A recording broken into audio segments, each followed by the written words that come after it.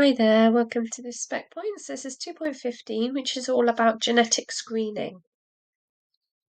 So, first of all, sometimes genetic screening is done when we're pregnant to try and identify if a baby has a condition, so we can make a decision about whether to continue with the pregnancy or better prepare us for when they're born.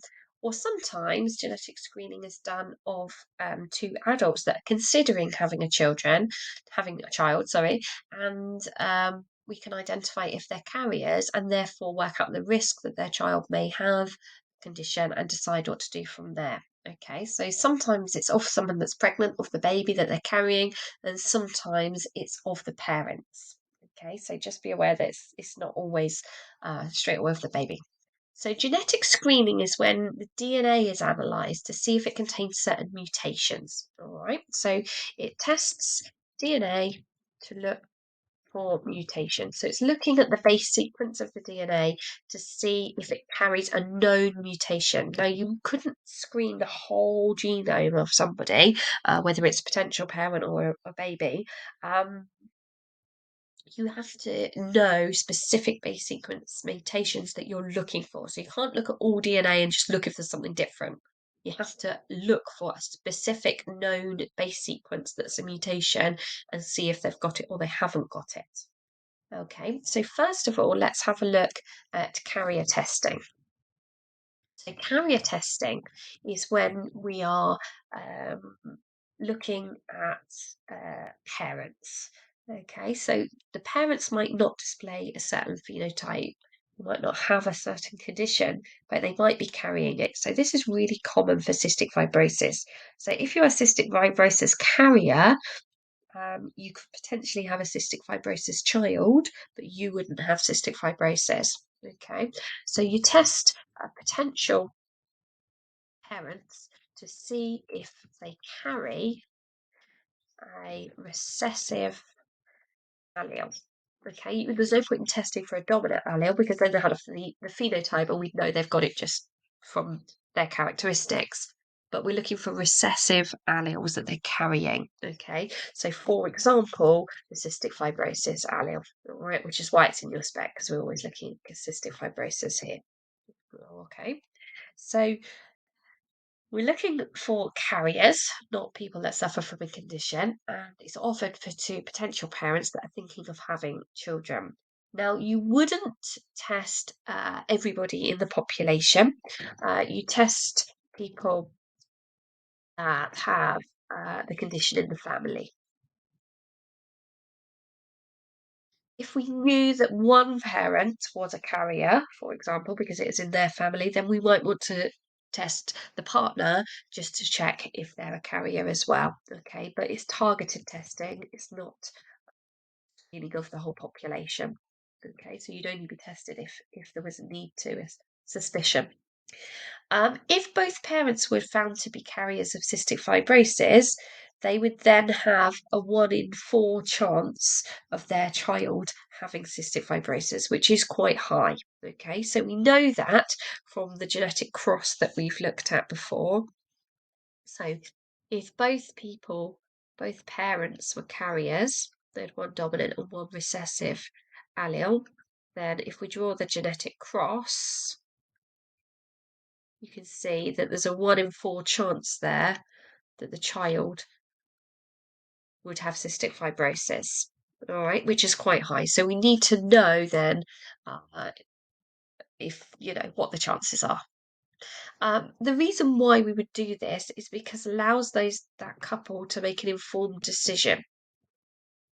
Okay, so it allows them to make an informed decision. They may decide to try and have a baby anyway, but at least they know what the chances are and what the consequences might be. Or they might decide to go down a different route where we could basically have IVF and test the babies before they're put into the mother before implantation, which we'll look at in a minute. So they might decide to just go ahead naturally, or they might prefer to have other procedures done. So the next one we need to know is PGD. PGD stands for pre-implantation.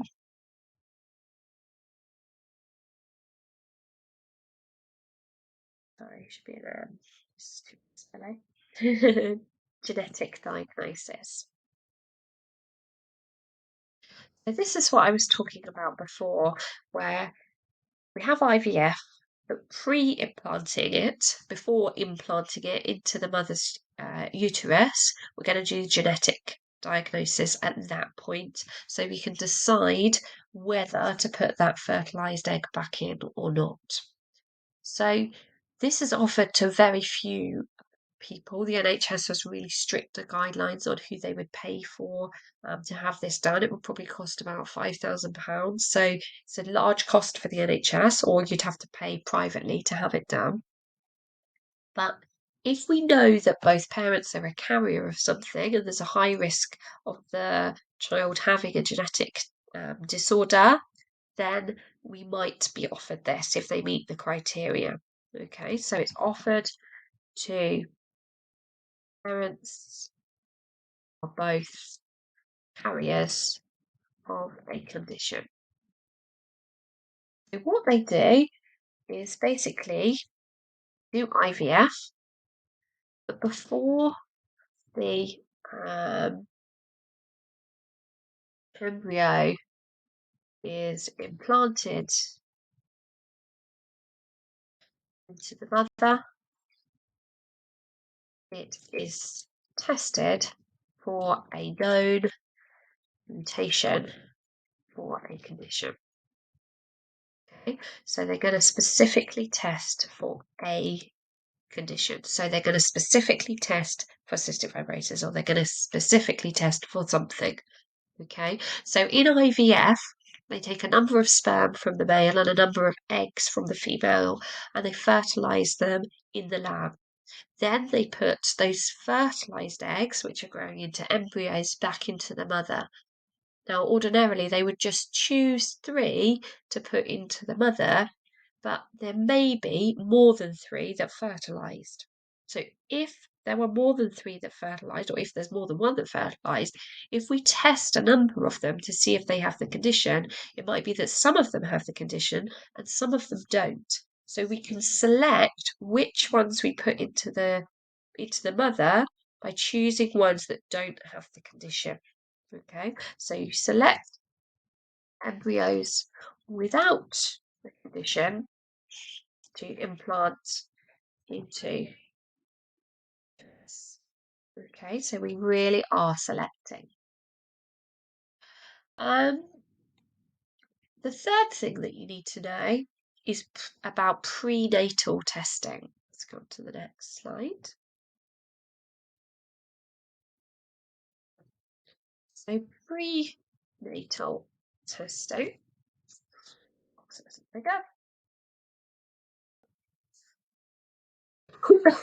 So this is offered to mothers that are pregnant already. There's a number of prenatal tests that they can be offered. It's not just standard to have these tests. It's offered to people that we think might be pregnant with a baby that has a certain condition. Okay, that are suspected of having a condition. So, for example, when you're pregnant, you always go for a scan at 12 weeks, and it might be that that scan shows that the fetus is developing abnormally, and therefore that abnormality might suggest that that child is going to has got already, because it's already in the DNA, has got a certain condition, and therefore we might want some testing to find out has it got that condition or not. Okay, so we for some reason have a suspicion, and therefore we look into it further to find out for sure. The reason why we would do it is to allow people to make informed decisions about the pregnancy. So allows parents to make informed decisions.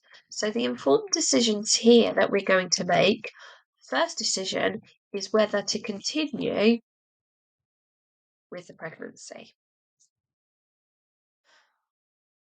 So if we finish a pregnancy early, if we ended a pregnancy early, we call that a termination.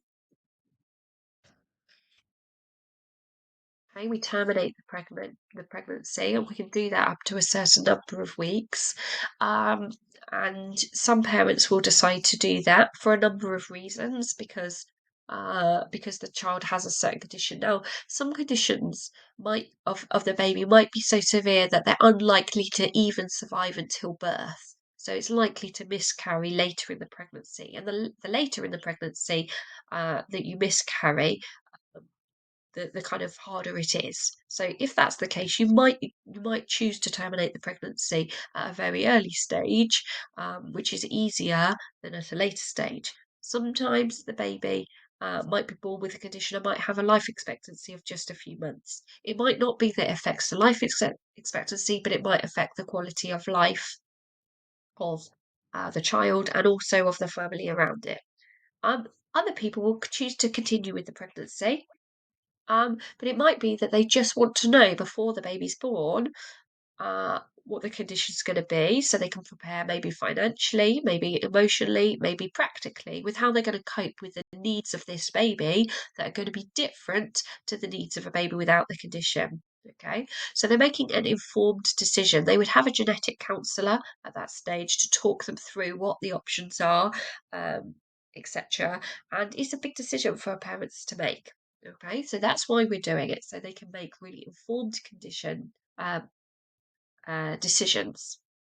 So whether to continue with the pregnancy or have a termination, if they decide to have the or continue the pregnancy, we would say pregnancy, they can better prepare emotionally, physically, financially, etc. for the baby's arrival. Okay. So the next thing is, what are these two tests? So there's two tests that you need to know. So the first one is called amniocentesis. So if we draw, this will be a terrible drawing, I'm sure. If we draw a pregnant person, here they are. Oops, sorry. Whoa. So got baby in here. It's not going to be that big when we're doing this testing, but anyway, you get the idea. The baby inside the mother is inside a sac of liquid, okay? And that sac is called the amniotic sac. And that fluid in there, that watery stuff that the baby's in, is called the amniotic fluid.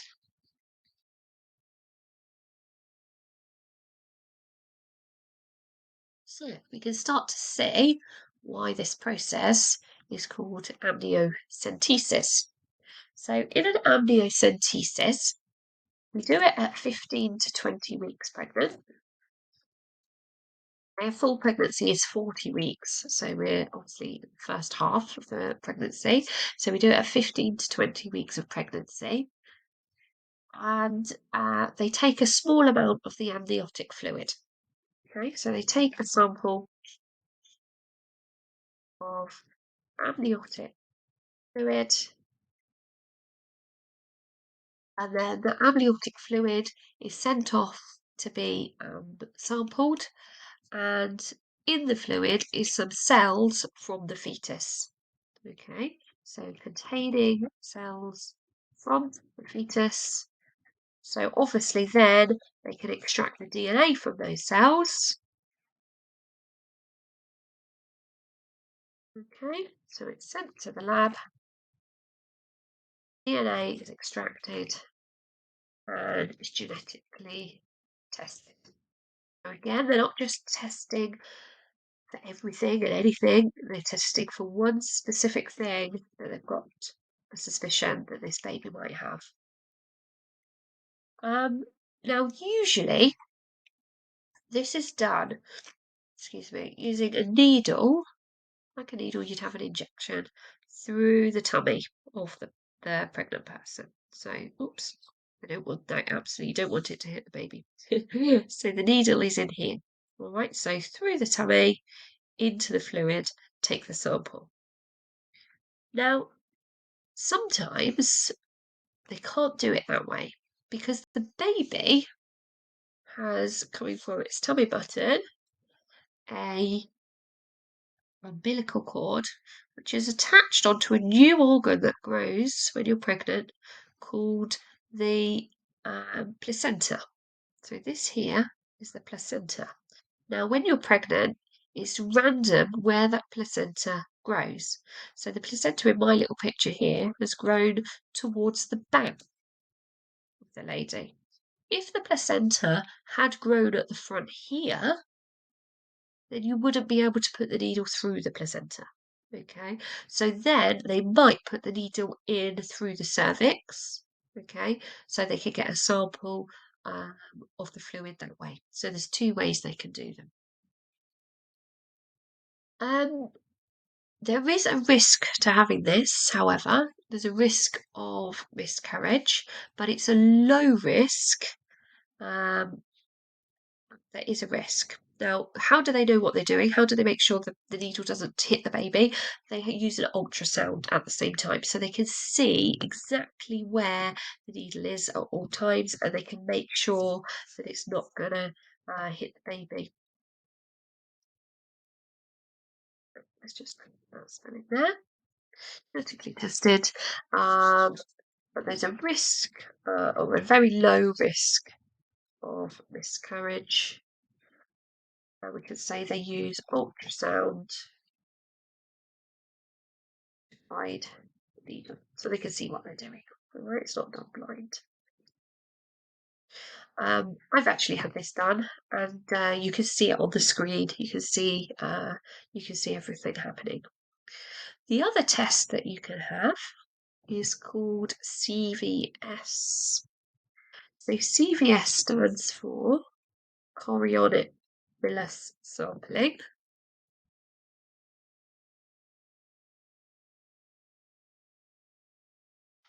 And this can be carried out earlier than amniocentesis.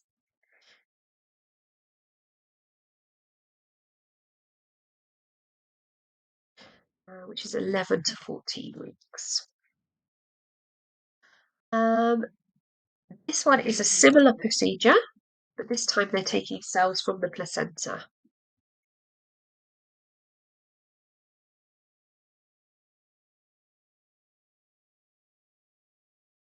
Again, they take the cells, they send them off, do the genetic testing, and then let you know. There's a risk of miscarriage, and the risk on this one is higher. So you would only opt for a chorionic villus sampling if you thought it was very likely that you wanted to terminate, because you could then terminate earlier. If you could wait, you would wait. Okay, and that's the end of that spec line.